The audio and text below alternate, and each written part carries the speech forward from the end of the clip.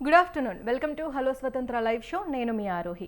ఒకప్పుడు చదువు అంటే జ్ఞానం, కానీ నేడు చదువు అంటే ఒక పెద్ద పోటీ పరీక్ష. ముఖ్యంగా డాక్టర్ అవ్వాలనే లక్ష్యంతో దేశంలో లక్షలాది మంది విద్యార్థులు రాసే నీట్ యూజీ ఎగ్జామ్ ఇప్పుడు దాని చుట్టూ ఎన్నో చర్చలు నడుస్తున్నాయి. ఈ పరీక్షలు, ర్యాంకులు పిల్లల భవిష్యత్తును నిజంగానే తీర్చిదిద్దుతున్నాయా, లేక వారిపై ఒత్తిడిని పెంచుతున్నాయా? ప్రస్తుత విద్యా విధానం విద్యార్థులకు ఎలాంటి కెరీర్ అవకాశాలను అందిస్తుంది? మారుతున్న కాలానికి అనుగుణంగా మన విద్యా వ్యవస్థ మారుతోందా? అసలు ఇప్పుడున్న ఎడ్యుకేషన్ సిస్టంలో ఉన్న మంచేంటి, మారాల్సిన చెడు ఏంటి? ఇలాంటి ఎన్నో ఆసక్తికరమైన అంశాలపై చర్చించడానికి ఈరోజు మనతో పాటు స్టూడియోలో ప్రముఖ విద్యావేత్త ప్రొఫెసర్ వెంకట దాసేశ్వరరావు గారు ఉన్నారు. మీరు కూడా స్క్రీన్పై కనిపిస్తున్న నెంబర్లకు ఫోన్ చేసి మీ అభిప్రాయాలను పంచుకోవచ్చు. సో స్టార్ట్ చేద్దాం. సార్, ఎలా ఉన్నారు? I'm good. How are you? I'm good sir. Welcome to the show. Thank you sir, అయితే ఇప్పుడు ఈ మధ్యకాలంలో మనకి ఈ దేశవ్యాప్తంగా ఒకే ప్రవేశ పరీక్షగా వచ్చిన ఈ నీట్ ఎగ్జామ్ వల్ల విద్యార్థులకు నిజంగానే మేలు జరుగుతుందా? ఇది చెప్పాలంటే రెండు రకాలుగా ఉంటుంది. నాణానికి రెండు రకాలుగా తీసుకోవచ్చు. విద్యార్థులు ఒకప్పుడు వేరు వేరు ప్రాంతాల్లో ఉండి రకరకాల పరీక్షలు రాయాల్సి వచ్చేది. స్టేట్ని బట్టి ఒక పరీక్ష, జిల్లాని బట్టి ఒక పరీక్ష, రకరకాల రాయాల్సి వల్ల ఒక చోట నుంచి ఒక్కో చోటకి రావాల్సి వచ్చేది. పైగా రకరకాల ఫీజులు కట్టాలా, ఆ బాధ్యత అంతా పేరెంట్స్ మీద పడుతుంది. పైగా ఒక్కో పరీక్షకు ఒక్కో రకంగా ప్రిపేర్ అవ్వడం జరుగుతుంది. దానివల్ల విద్యార్థుల మీద కూడా కొంచెం ఒక విధమైన ప్రెషర్ పడుతూ వచ్చేది. ఈ నీట్ వల్ల ఇప్పుడు ఏమైందంటే ఒకే ఎగ్జామ్ అవ్వటం వల్ల వాళ్ళకు కొంతవరకు ఉపయోగపడుతుంది. కానీ రెండో వైపు చూస్తే మాత్రం సిలబస్ పరంగా ఏమవుతుందంటే ఒక్కొక్క స్టేట్ గవర్నమెంట్కి ఒక్కొక్క రకమైన విద్యా పద్ధతి ఉంటుంది. ఓకే, సిలబస్లు డిఫరెంట్గా ఉంటాయి. వేరే ఈ నీట్ ఎగ్జామ్కి వచ్చేటికి ఎన్సీఆర్టీ సిలబస్ ప్రకారం చేయడం జరుగుతుంది. దాని ప్రకారం మొత్తం క్వశ్చన్ పేపర్ చేయటం వల్ల దానికే ప్రిపేర్ ఉన్న విద్యార్థులు కొంతమందికి అన్యాయం తప్పకుండా జరుగుతుంది. అందువల్ల కొంతవరకు ఒకే ఎగ్జామ్ ఉండటం వల్ల మేలు జరుగుతున్నా కొంతవరకు అది అన్యాయం జరుగుతున్నట్టుగా భావించాలి మనం. ఓకే సార్, అయితే ఇటీవల ఈ నీట్ పరీక్షల నిర్వహణపై వస్తున్న ఆరోపణలు, లీకేజీల వార్తలు ఇవన్నీ కూడా విద్యార్థుల నమ్మకాన్ని దెబ్బతీస్తున్నాయా? మరి ఖచ్చితంగా కొంతవరకు దెబ్బతీస్తున్నాయి. ఎందుకంటే విద్యార్థులు రాత్రి పగలన్నీ కష్టపడి చదువుతారు, సంవత్సరం అంతా దానికోసమే ప్రిపేర్ అవుతుంటారు, కొంతవరకు బయట కోచింగ్లు తీసుకుంటుంటారు. లేని వాళ్ళు ఏదో విధంగా కష్టపడి పుస్తకాలు సంపాదించు లేకపోతే మెటీరియల్ సంపాదించు చదువుతూ ఉంటారు. చివరికి వచ్చేటికి ఒక ఎగ్జామ్ అవడంతో ఒక్కసారి అవటం వల్ల ఇదంతా కూడా ఏమవుతుందంటే బాహిత్యారాజ్యం, అంటే ఎగ్జామ్ జరుగుతుంది, అది మళ్ళీ లీక్ అవుతుంది, మళ్ళీ కండక్ట్ చేయాల్సి వస్తుంది. దాంతో విన్నప్పుడు ఒక విధంగా వాళ్ళకు విధంగా మనస్తాపం కలుగుతూ ఉంటుంది. 22 లక్షల మంది విద్యార్థులు ఒకే రోజు ఆఫ్లైన్ ఎగ్జామ్ అంటే పెన్ అండ్ పేపర్ మోడల్లో చేయటం వల్ల మనకి విధంగా అన్యాయం జరుగుతున్నట్టే ఉంటుంది. దాని బదులు ఆన్లైన్ ఎగ్జామ్ కండక్ట్ చేస్తే, అంటే కంప్యూటర్ బేస్డ్ టెస్ట్ చేయడం వల్ల వాళ్ళకు విధంగా ఉపయోగపడుతుంది నా అభిప్రాయం. పైగా ఎన్టీఏ అనేది ఒక సొసైటీ అంటే నేషనల్ టెస్టింగ్ ఏజెన్సీ అని వాళ్ళు ఈ నీట్ ఎగ్జామ్ని కండక్ట్ చేస్తున్నారు. అది అనేది ఒక సొసైటీ మాత్రమే. దానికి ఒక విధమైన రాజ్యాంగబద్ధమైన హోదా అనేది మాత్రం లేదు. పైగా వాళ్ళ సిస్టమ్ కూడా కంప్లీట్గా డెవలప్ అయ్యలేదు. దానివల్ల కొంతవరకు విద్యార్థులకు అన్యాయం జరుగుతుంది నా అభిప్రాయం. ఓకే సార్, ఇప్పుడు కంపేర్ చేసుకుంటే మన ఇండియాలోనే యూత్ కౌంట్ అనేది చాలా ఎక్కువగా ఉంది. సో చాలామంది కూడా అంటే ఇప్పుడు ఎడ్యుకేషన్ సిస్టమ్ పరంగా చూసుకున్నా కూడా ఈ ఎగ్జామ్స్ మీదే డిపెండ్ అయి ఉంటారు. మరి ఈ లీకేజెస్ అన్నిటినీ కూడా ఇలా లీక్ అవుతున్న టైంలో మన గవర్నమెంట్ ఎందుకని అరికట్టలేకపోతుంది? ఇది కేవలం గవర్నమెంట్ మీదే బాధ్యత పెట్టడం కరెక్ట్ కాదేమో. కొంతవరకు మనం చెప్పాలంటే దీనికోసం ఉండే వాళ్ళని ఏమనంటే మనం ఆ పదాన్ని వాడచ్చో వాడో తెలియదు, పబ్లిక్ మాట్లాడే పద్ధతిలో మాఫియా కింద కన్సిడర్ చేయాలి. ఓకే, ఈ మాఫియా లాంటి వాళ్ళు ఉండటం వల్ల ఇటువంటివి జరుగుతున్నాయి. వాళ్ళ పద్ధతి ఏంటంటే ఎక్కడ ఈజీగా కొంతమందికి ఎక్కువ డబ్బు పెట్టి ఈజీగా మనం రావడానికి ట్రై చేస్తూ ఆలోచిస్తూ ఉంటారు. వాళ్ళ ప్రమేయం ఉండటం వల్ల ఎవరో ఒకళ్ళిద్దరు డబ్బుకు ఆశపడటం వల్ల ఇటువంటి తప్పులు జరుగుతున్నాయి. అంతే తప్పించి గవర్నమెంట్ ఎప్పుడూ కూడా విషయాలు అనుకోదు. నా ఉద్దేశంతో కరెక్ట్ కాదేమనిపిస్తుంది. ఓకే, పూర్తి సిస్టమ్ని మనం అనడానికి లేదు. పూర్తిగా సిస్టమ్ అంటాను లేదు, తప్పులు జరగడానికి ఆస్కారం ఎక్కడైనా ఉంటుంది, ప్రతి దాంట్లో ఉంటుంది. కానీ ఇటువంటి వచ్చినప్పుడు అంటే విద్యార్థులకు కొంచెం మనస్తాపం ఎక్కువగా ఉంటుంది, పేరెంట్స్ ఎక్కువ బాధపడతారు. సో అది జరగకుండా ప్రభుత్వం కొంచెం జాగ్రత్తగా ఉంటే బాగుంటుంది. కానీ ఎక్కడో ఒక చోట జరిగిన తప్పుకు మనం ఏం చేయలేం. లైక్ బీహార్లోనూ గుజరాత్లోనూ జరిగిన తప్పుకి అన్ని చోట్లకి మనం అది ఆపాదించడం కరెక్ట్ కాదు. ఓకే సార్, ఇప్పుడు ఈ కార్పొరేట్ కోచింగ్ సెంటర్లలో లక్షలు ఖర్చు పెట్టగలిగే వారికే ఈ నీట్ సీట్లు వస్తున్నాయి అనే విమర్శలపై మీ అభిప్రాయం ఏంటి? అది 100% కరెక్ట్ అనలేను, కానీ కొంతవరకు నిజం. ఎందుకంటే వచ్చేవాళ్ళు కొంతమంది అయితే చేయని వాళ్ళు కూడా ఉన్నారు మన రిజల్ట్ చూసుకుంటే ఖచ్చితంగా. కానీ ఎక్కువ మంది దానికే వస్తున్నాయి. ఇప్పుడు మనకి వింటూ ఉంటాం, రిజల్ట్ రాగానే నీట్ రిజల్ట్ రాగానే పెద్ద పెద్ద అడ్వర్టైజ్మెంట్లు వస్తుంటాయి టీవీలో, అట్లా 1, 1, 2 అని నెంబర్లు చెప్పుకుంటూ వెళ్తుంటారు. ఆ నెంబర్లు చేయడం అంటే ఏంటంటే ప్రమోట్ చేసుకోవటం. దాంతో ఏముందంటే విద్యార్థుల్లో కూడా ఆశ కలుగుతుంది, పేరెంట్స్లో కూడా ఆశ కలుగుతుంది. మా పిల్లాడిని ఎట్టకి చదివించాలి, కష్టపడాలని చెప్పి దానికోసం వేస్తారు. అందరూ లక్షలు ఖర్చు పెడుతున్నారు, చేర్పిస్తున్నారు. కానీ విద్యార్థుల్లో ఆ శక్తి ఉందో లేదో వీళ్ళు గమనించట్లే. ప్రతివాడికి ఆశ పెరుగుతుంది, లేని వాళ్ళకు కూడా చేస్తున్నారు. దాంతో అసలైన టాలెంట్ ఉన్న వాళ్ళకి ఆస్కారం పూర్తిగా రావట్లేదు. ఓకే, అందువల్ల నా ఉద్దేశంలో ఈ విధంగా లక్షలు పెట్టి చెప్పించే సంస్థలు కొంతవరకు గవర్నమెంట్ కంట్రోల్ చేస్తే బాగుంటుంది నా ఉద్దేశం. నేను పేర్లు చెప్పలేదు, మీకు పేర్లు అర్థమై ఉంటాయి పాటికి. ఓకే సార్, మరి ఒకవేళ బై ఎనీ ఛాన్స్ ఇప్పుడు మనకి నీట్లో సీట్ రాకపోతే ఈ వైద్య రంగంలో లేదా దానికి అనుబంధంగా ఉన్న ఇతర ప్రత్యామ్నాయ కెరీర్ ఏదైనా అవకాశాలు ఉన్నాయా? నార్మల్లీ నీట్ రాసే వాళ్ళందరూ ఏమనుకుంటారంటే ఒక ఎంబీబీఎస్లో చేరాలనుకుంటారు. ఎంబీబీఎస్ కాకుండా బీడీఎస్ కూడా ఉంది, డెంటల్ సైన్సెస్ ఉంది, బ్యాచిలర్ ఆఫ్ డెంటల్ సైన్స్లో చేరచ్చు. తర్వాత ఇంకా ఆయుష్ కోర్సులు ఉంటాయి. ఆయుష్ కోర్సులు అంటే ఏంటంటే BAMS, bachelor of Ayurveda medicine surgery, Unani medicine ఒకటి ఉంది, తర్వాత ఆయుర్వేద ఏంటి యోగా ఒకటి ఉంది, హోమియోపతి మెడిసిన్ ఒకటి ఉంది. ఈ విధంగా 4-5 కోర్సులు ఉన్నాయి. నర్సింగ్ దానికి కూడా ఈ నీట్ ఉపయోగపడుతుంది. దానివల్ల ఏంటంటే డిఫరెంట్ కోర్సులు చేరచ్చు, నేర్చుకోవచ్చు. ఇది ఒక్కటే అంతటితో ఆగిపోవట్లేదు. సో నీట్ వల్ల రకరకాల కోర్సులు చేరచ్చు, ఫార్మసీలో చేరచ్చు, బయోటెక్నాలజీ చేరచ్చు, బయో ఇన్ఫర్మేటిక్లో చేరచ్చు, బయో మెడికల్ ఇంజనీరింగ్లో చేరచ్చు. రకరకాల ఆపర్చునిటీలు చాలా ఉన్నాయి. చాలామంది తెలియక ఏంటంటే అది ఒకటే అనుకుంటారు. మన ఇంటి పక్కన ఎప్పుడు కాలేజీ ఉండదు, కొంచెం దూరం వెళ్ళినా మంచి కాలేజీ అని తెలుసుకొని వేరే ఆపర్చునిటీ చేసి కూడా ముందుకు వెళ్ళే వాళ్ళు చాలామంది ఉంటారు. పైగా ఇవన్నీ చేసిన వాళ్ళందరూ కూడా అమెరికా వెళ్ళాలని పెట్టుకోవడం కానీ ఇక్కడే బాగా సంపాదించాలని పెట్టుకోకుండా అంటే సొసైటీ కొంచెం సర్వీస్ చేయాలని పెట్టుకుంటే వాళ్ళు ఎప్పుడు కూడా ప్రపంచానికి ఉపయోగపడతారు. చదివిన దానికి కొంచెం సార్థకత ఏర్పడుతుంది. ఓకే సార్, ఇప్పుడు ఒక మామూలు పరీక్ష రాసినప్పుడే తక్కువ అంటే కొంచెం మనం అనుకున్న దానికంటే తక్కువ మార్కులు వస్తేనే పిల్లలు చాలా అంటే యాంగ్జైటీ ఇష్యూస్ కానీ వాళ్ళు చాలా మానసిక ఒత్తిడికి లోనవ్వడం కానీ జరుగుతుంటుంది. అలాంటిది ఇప్పుడు నీట్ అనే ఇలాంటి ఒక కఠినమైన పరీక్షల్లో కొంచెం ఏమైనా మార్క్స్ అటు ఇటు అయినా లేదంటే ఏమైనా తేడా జరిగినప్పుడు ఈ విద్యార్థులు చాలా మానసిక ఒత్తిడికి లేదంటే వాళ్ళలో సూసైడ్ థాట్స్ కానీ ఇలాంటివన్నీ వస్తూ ఉంటాయి. అంటే ఇవన్నీ ఎందుకంటారు? సరైన గైడెన్స్ లేకపోవడం వల్ల అనుకోవచ్చా మనం? నీట్ ఎగ్జామ్లో రాకపోతే నిజంగానే బాధపడే వాళ్ళ పర్సంటేజ్ కొంత ఉంటుంది. ప్రస్తుతం స్టూడెంట్ సైకాలజీ ఎట్టుందంటే ఇంట్లో వాళ్ళు ముందు మనల్ని ప్రిపేర్ చేసి పెడతారు, దీంతోనే మన జీవితం, లేకపోతే ఇంకేం లేదు, నువ్వు మెడిసిన్ చేయాలి, నువ్వు డాక్టర్ కావాలని చెప్పి ముందే కొలమానం పెడతారు. ఇప్పుడు నాకు ఒక్క కొడుకున్నాడు, నా కొడుకు చదివేటప్పుడు ఇంటర్మీడియట్లో మెడిసిన్కి వెళ్ళాలని పెట్టుకున్నాం, వాడికి రాలేదు, డెంటల్ సైన్స్ వచ్చేది వాడికి, వద్దనుకున్నాడు. నేను ఫార్మసీ చదువుతా అన్నాడు. అప్పుడు ఆ రోజు కాకుండా నువ్వు లేదు ఇంకోసారి ఈ లాంగ్ టర్మ్ అనే ఒక వ్యాధి ఉంది మన వాళ్ళ దగ్గర. అంటే ఈ సంవత్సరం కాకపోతే ఇంకోసారి లాంగ్ టర్మ్లో చేసి మళ్ళీ రాసి అంటే మళ్ళీ 1 సంవత్సరం కుర్రాళ్ళని బాధ పెట్టి రాయమని చెప్పటం.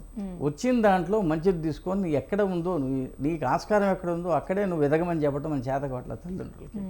అట్లా చెప్పకపోవడం వల్ల పిల్లల మీద ఒక విధంగా 2 రకాలుగా పడుతుంది చెప్పాలంటే. ఒకటేమో ఈ పోటీలో ఒకటి, రెండోది పేరెంట్స్ నుంచి వచ్చేది. చివరికి వెళ్ళి నీట్ ఎగ్జామినేషన్ అన్యాయం జరిగితే ఇవాళ అయిపోతుంది అనుకుని కాకుండా ఇప్పుడు మే 5వ తారీఖు ఎప్పుడో జరిగింది ఎగ్జామ్, మళ్ళీ ఎప్పుడు జరిగింది? జూలై 21వ తారీఖు జరిగింది. పైగా ఆ డేట్ వచ్చే వరకు వాళ్ళకి ఒక విధమైన టెన్షన్ అని చెప్పాలి. డేట్ వచ్చింది, ఈ లోపల వాడు కొంచెం రిలాక్స్ అయితే అమ్మో అప్పుడే వచ్చేంత బాధ ఉంటుంది. వచ్చిన తర్వాత పరీక్ష సరిగా రాయలేదు, పైగా మళ్ళీ కూడా ఇంకోటి ఉంది, 5 నిమిషాలు కనుక లేట్ అయితే లోపల రానిరు. అవును, అది డిఫరెంట్ రీజన్స్ ఉంటాయి. బట్ ఎనీవే అక్కడ వి కాంట్ కంటెంట్, ఎందుకంటే ఒక డెసిషన్ తీసుకున్న తర్వాత గవర్నింగ్ బాడీ అంటే మనం కండక్టింగ్ ఏజెన్సీ. అంటే ఎందుకని సార్, అంటే జస్ట్ ఒక 1 మినిట్ లేట్ అయినా కూడా 5 మినిట్స్ కూడా కాదు, 1 to 2 మినిట్స్ లేట్ అయినా కూడా అసలు నీట్ ఎగ్జామ్స్కి ఎంట్రన్స్ ఉండదు. ఇదంతా ఎందుకు పెట్టారంటే చెప్పాలంటే ఏంటంటే పేపర్ లీకేజ్ పాసిబిలిటీ ఎక్కువ ఉంటుంది. ఓకే, ఎందుకంటే టైంకి వెళ్ళి కొంచెం లేట్గా వెళ్ళనిచ్చాం అంటే నేను నా గెస్సింగ్ తప్పించి కరెక్ట్ కాదు. అంటే నేను గెస్సింగ్ పాసిబిలిటీ అంతా తప్పించి నేను కరెక్ట్గా జరిగింది చెప్పే అంత ఇన్వెస్టిగేషన్ నేను చేయలేదు. బట్ జనరల్గా పేపర్లో వచ్చిన దాన్ని చదవడాన్ని బట్టి చెప్తాం అంతే. ఎక్కడైనా కొంచెం ఎప్పుడైతే ఎక్కువ టైం ఇచ్చామో ఎక్కువ రానిచ్చామో ఈ పేపర్ బయటికి వెళ్ళే ఆస్కారం ఎక్కువ ఉంటుంది. ఏ రకంగా వెళ్తుందంటే రకరకాలు జరగచ్చు, ఎవరైనా చేయొచ్చు, కండక్ట్ చేసేవాళ్ళు ఎవరైనా చేయొచ్చు, స్టూడెంట్ నుంచి కూడా వెళ్ళొచ్చు. దానివల్ల ఏమైతే పేపర్ బయటకు వచ్చే ఆస్కారం ఎక్కువ ఉంటుంది. ఒక 10 నిమిషాలు టైం ఇచ్చాం, 10 నిమిషాల్లో కొన్ని ఇంపార్టెంట్ బయటకు వస్తే వాడికి రాసే పద్ధతి డిఫరెంట్గా ఉంటుంది, అన్యాయం జరుగుతుంది. అది జరగకుండా ఉండడం కోసం ఏంటంటే 1 మినిట్ అనేది లిమిట్, 1 మినిట్ కూడా లేదు అని పెట్టారు, కరెక్ట్ టైంకి రావాలని పెట్టారు. అందువల్ల ఏంటంటే పేరెంట్స్ ముందు ఏం చేయాలంటే ఒక 10 నిమిషాలు 15 నిమిషాలు ముందే సెంటర్ ముందు వెయిట్ చేసేది పెట్టుకోవాలి. వీళ్ళందరికీ అంత ఓపిక ఉండదు, రాంగా లోపలికి వెళ్ళిపోవాలి, కూర్చొని రాయాలి మొదలు పెట్టాలనుకుంటారు. ఇట్లా కాకుండా ముందు వచ్చి కాస్త చుట్టుపక్కల నిలబడి ఎలవ్ చేసిన లోపలికి వెళ్ళి కూర్చొని ముందు మనసును ప్రశాంతంగా పెట్టుకుని ఎగ్జామ్ రాయనిస్తే పిల్లకి బాగుంటుంది. అది జరగట్లేదు. ఓకే, అలాగే సార్ ఇప్పుడు చాలామంది అయితే సాఫ్ట్వేర్ ఉద్యోగాల వైపు లేదంటే ప్రభుత్వ ఉద్యోగాల వైపే మొగ్గు చూపుతున్నారు. అంటే దీనికి ఇప్పుడు మన అంటే ప్రస్తుత విద్యా విధానమే కారణం అనుకోవచ్చా? ఎందుకంటే విద్యార్థులు చాలా వరకు ఆ రెండింటిపైనే కాన్సన్ట్రేట్ చేస్తున్నారు. కొంతవరకు ఎందుకంటే ఒకప్పుడు చూస్తే గవర్నమెంట్ జాబ్ కోసం బాగా ఎతికేవాళ్ళు, బ్యాంక్ జాబ్ కోసం ఎతికేవాళ్ళు. ఆ తర్వాత ఏమైంది, ఐటీ జాబ్ తప్పించి ఇంకో జాబ్ లేదని స్థిరపడిపోయినారు. అమెరికా పాలసీ ఇంకో పాలసీ తెలియదు కానీ ఇప్పుడు అది కొంచెం తగ్గింది. ప్లస్ ఈ మధ్యకాలంలో కోవిడ్ అని వచ్చింది మనకి. ఆ టైంలో ఏం చేశారంటే సాఫ్ట్వేర్ కంపెనీ వాళ్ళందరూ వర్క్ ఫ్రమ్ హోమ్ అని మొదలుపెట్టారు. దాంతో ఏంటంటే అందరికీ చాలా కన్వీనియంట్గా ఉంది. ఐటీ జాబ్ అంతే, ఇంట్లో వంట చేసుకోవచ్చు, మీటింగ్ లేకపోతే బయటికి వెళ్ళి కూడా రావచ్చు. ఆ విధంగా ఉండటం అంటే కొంచెం వెసులుబాటు ఎక్కువ ఉండటం వల్ల దానికి ఎక్కువ మొగ్గు చూపుతున్నారు. గవర్నమెంట్ జాబ్ అంతే ఏంటంటే ఎంతవరకు అని చెప్పడం కొంచెం కష్టంగానే ఉంది కానీ బట్ ఆశ అందరికీ ఉంటుంది. బట్ నా ఉద్దేశంలో ప్రైవేట్ జాబ్లో చాలా ఉన్నాయి, మనకి ఆస్కారాలు చాలా ఉన్నాయి. ఇది ఒక విధమైన తప్పుడు భావన చెప్పాలి మనం. అది పోయి ఏదైనా సరే నేను నా టాలెంట్ మీద నిలబడగలను, నేను సంపాదించుకోగలను అన్నప్పుడే పిల్లలకి ఎప్పుడైనా కొంచెం విధమైన ఉత్సాహం వస్తుంది. తర్వాత నిలబడటం కూడా ఈ సొసైటీలో నిలబడటం కూడా తేలికవుతుంది. గవర్నమెంట్ జాబ్ కోసం వెళ్ళటం మానేయాలంటే నా పద్ధతి అట్లీస్ట్. ఓకే సార్, మరి ఇప్పుడు గవర్నమెంట్ కూడా అన్ని చోట్ల వీలైనంత ప్రైవేటీకరణకి వెళ్ళిపోతుంది. అందువల్ల చేరిన రేపేంటో మనం చెప్పలేము. అంటే ఎంతవరకు చూస్తుందో చెప్పలేం కానీ ఆర్టీసీ ప్రైవేటీకరణ జరిగింది. ఇప్పుడు కొన్ని స్టేట్లో మున్సిపాలిటీ సర్వీసెస్ కూడా ప్రైవేటీకరణ జరిగిపోతుంది. అందువల్ల చేరిన ఎంతవరకు అని పనిచేస్తే ఎప్పుడు ఉద్యోగం పోదు. పని చేయకుండా సుఖపడాలనుకున్న వాళ్ళకే ఈ విధమైన కోరికలు ఉంటాయి తప్పించి పనిచేసే వాటికి ఎప్పుడైనా ఏ ఉద్యోగమైనా పనిచేస్తుంది. అలాగే సార్, డిగ్రీ పట్టా అయితే చేతిలో ఉంటుంది, డిగ్రీ కంప్లీట్ చేసి బయటకు వస్తున్న వారిలో చాలామందికి ఈ ఉద్యోగ నైపుణ్యాలు ఉండట్లేదు. దానికి ప్రధాన కారణం ఏంటంటారు? ఇక్కడ నేను చాలామందితో కూడా ఒప్పుకున్నది. ఎందుకంటే చాలామంది అంటే డిగ్రీ ఇస్తున్నారు కానీ ఉద్యోగాలు రావట్లేదు, ఇంతమంది బయటకు వచ్చేస్తున్నారు అంటారు. కానీ డిగ్రీ ఇచ్చే ముందు ఎంతవరకు మనం ట్రైనింగ్ ఇస్తున్నాం ఒకటి చూసుకోవాలి. ముందు ఏదో కాగితం మొక్క ఇచ్చి పంపించడం అనేది కరెక్ట్ కాదు. అంటే నువ్వు డిగ్రీ ఏదో వచ్చేస్తుంది, ఏదో పర్సంటేజ్ వస్తుంది, ఏదో 70-80 మార్కులు వేసి పంపిస్తున్నారు, ఇది కరెక్ట్ కాదు.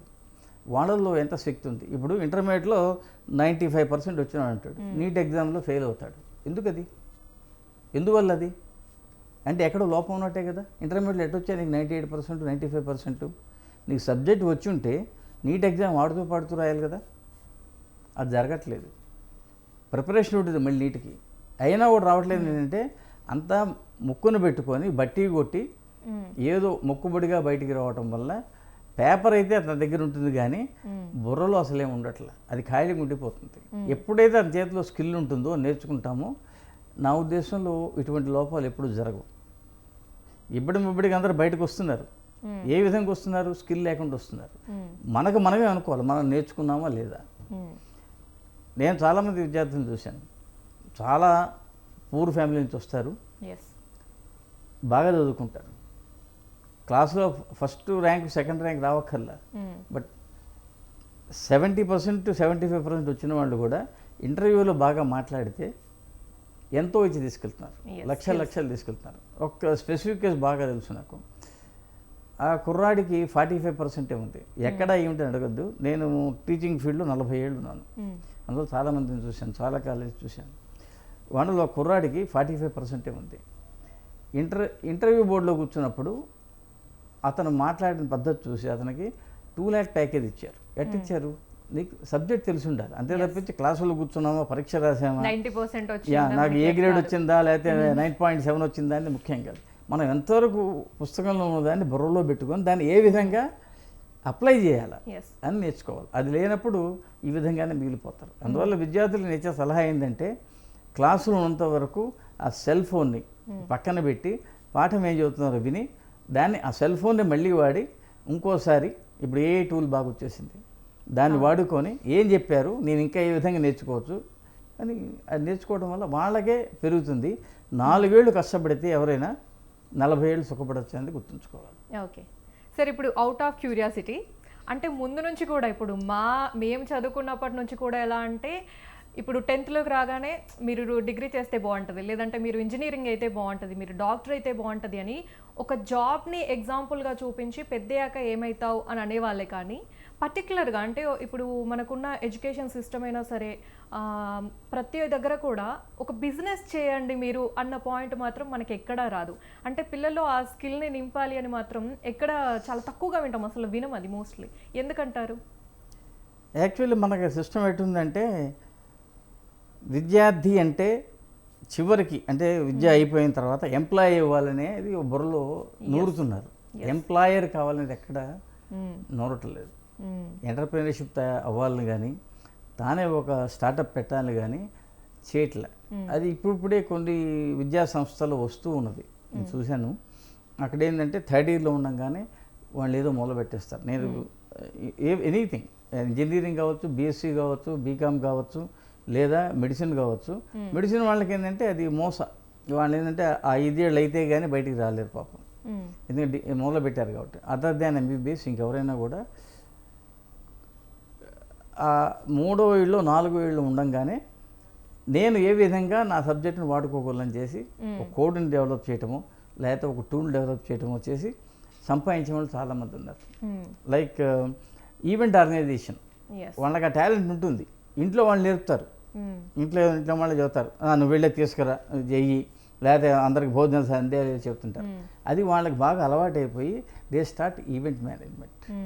అది ఒక 10 మందికి కూడిపెట్టే పద్ధతి అది. ఎందుకంటే వాళ్ళకంటే చాలామంది పనిచేస్తే కానీ ఈవెంట్ మేనేజ్మెంట్ అవ్వదు. ఓన్లీ ఏంటంటే వీళ్ళ ప్లానింగ్ ఎగ్జిక్యూషన్తో సింగిల్ ఉంటుంది కాబట్టి ఆ విధంగా ఎదగచ్చు అని నా ఉద్దేశం. ఈ ఎగ్జాంపుల్స్ కూడా ఒక రీజన్ అనుకొచ్చేసారంటే ఇప్పుడు మనకి స్కూల్లో చూసుకున్నా లేదంటే ఇంట్లో చూసుకున్నా కూడా అంటే వాళ్ళు అది చేశారు, వాళ్ళు ఇది చేశారు, పలానా వాళ్ళు పలానా జాబ్లో ఉన్నారు, ఇన్ని లక్షలు సంపాదిస్తున్నారు అన్న ఎగ్జాంపుల్స్ కంపేర్ చేయడం ఎక్కువగా ఉంటుంది.